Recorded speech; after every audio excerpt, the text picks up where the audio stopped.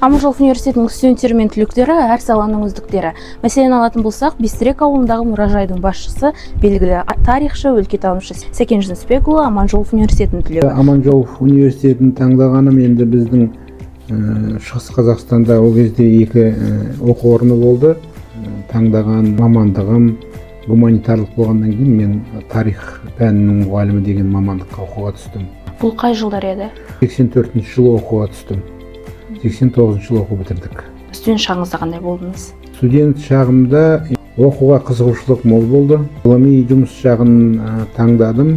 Сізге кімдер білім берді? Советхан Қабдуалиевич Игибаев деген, Василий Игнатьевич Петров, Жүрсінғали Жампейсович Ахмеров, Иван Аникевич Полторанин деген деканымыз болды. Мұғалімдерден біз көп нәрсені үйрендік. Дипломдық жұмысымды кураторым болған Советхан Қабдуалиевич болды.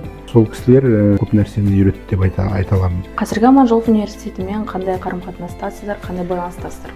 Облыстық өлкетану музейінің бөлімі болғандықтан, ғылыми археологиялық бөлімі, бізге студенттер көп келеді. Әсіресе осы тарих мамандығын таңдаған Аманжолов университетінен студенттер келеді.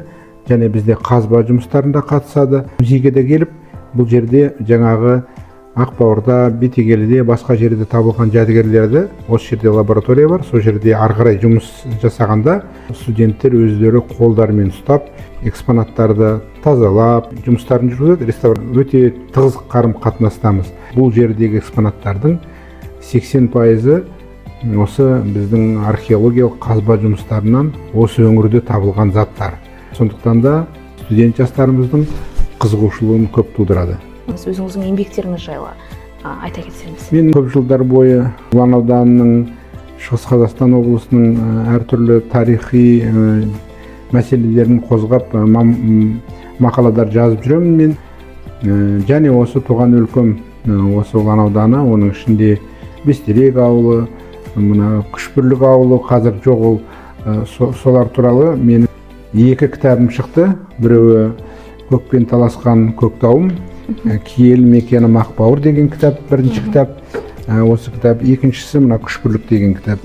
Осы өңірден шыққан атақты адамдар туралы ізденіс жұмысымның нәтижесі осы кітаптар десем артық болмайды. Болашақ тарихшыларға қандай кеңес бересіз?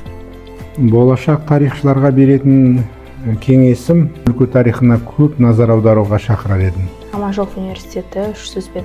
Аманжолов университеті тек қана шығысқа емес, бүкіл Қазақстанға белгілі білім ордасы. Аты шыққан ғалымдар, оқымысты адамдар, білгір азаматтардың шыққан білім ордасы десек артық болмайды.